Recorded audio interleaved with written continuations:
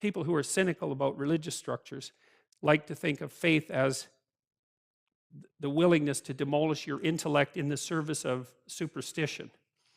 And there's something to be said for that perspective, but not a lot, because the reality is much more sophisticated. Part of the faith that is being insisted upon in the Old Testament is something like, and I'm speaking psychologically here again, that it's useful to posit a high good and to aim at it. So, and I really think that's practically useful too. The research we've done with the Future Authoring Program, for example, indicates pretty clearly that if you get people to conceptualize an ideal, and a balanced ideal, so what do you want for your family? What do you want for your career? What do you want for your education? What do you want for your character development? How are you going to use your time outside of work? How are you going to structure your use of drugs and alcohol in places where you might get impulsive? How can you avoid falling into a horrible pit? If you really think that through and you come up with an integrated ideal and you put it above you as something to reach for, then you're more committed to the world in a positive way, and you're less tormented by anxiety and uncertainty. And that makes sense, right? Because here you are alive and everything. And so, unless you were if you're not capable of manifesting some positive relationship with the fact of your being, then how could that be anything other than hellish? Because it would just be anxiety provoking and terrible because you're vulnerable and there'd be nothing useful or worthwhile to do. Well, that's just not, I just can't see that as a winning strategy for anyone. You can make a rational case for adopting that strategy, in that, you can say, well, there's no evidence for a transcendent morality or for an ultimate meaning. There's no hard empirical evidence. But it seems to me that there's existential evidence as well that has to be taken into account. And of course, psychologists have talked about this a lot. Carl Rogers, for example, and Jung, for that matter, Freud, for that matter, most of the great psychologists have pointed out that, you can derive reasonable information that's solid from your own experience, especially if you also talk to other people, and you can kind of see in your own life when you're on a productive path that sort of ennobles and enlightens you, or a destructive path. And I think it's kind of useful to think that maybe the dichotomy between those two paths might be real.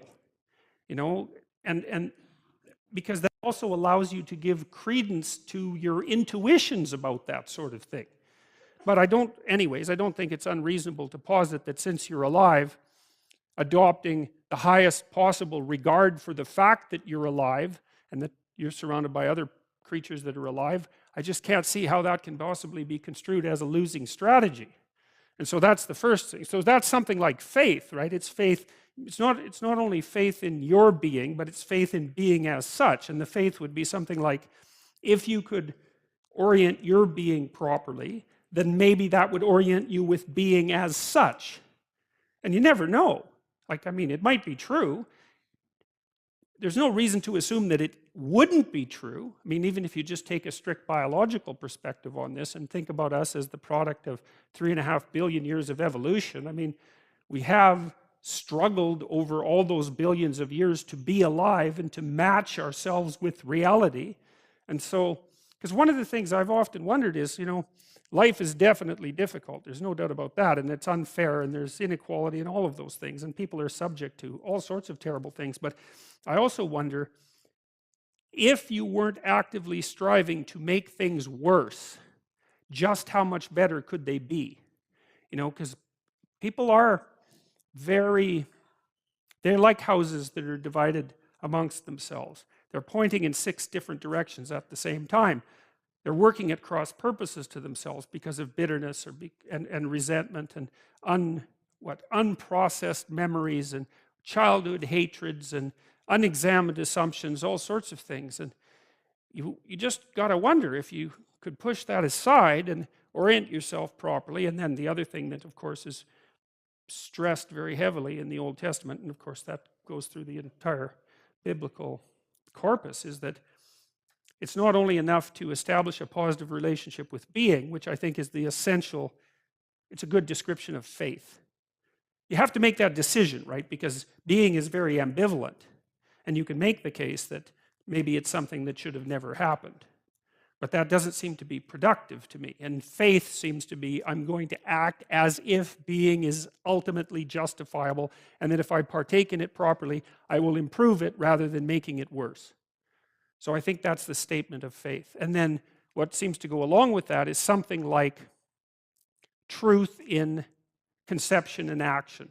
You know, even people like Jacob, who are pretty damn morally ambivalent to begin with, get hammered a lot by what they go through. And what seems to happen is that they're hammered into some sort of ethical shape, right? So by the midpoint of their life's journey, there's people who are solidly planted, who you can trust and who don't betray being or themselves or their fellow man. And so it's an interesting, I mean, it seems reasonable to me to first assume that you have to establish a relationship with something that's transcendent. It might even be just the future version of you. And then second, that you have to align yourself with reality in a truthful manner, and that that's your best bet. And the biblical stories are actually quite realistic about that too, because they don't really say that if you do that, you're going to be instantly transported to the promised land. Like even Moses, as we'll find out in the Exodus stories, he never makes it to the promised land.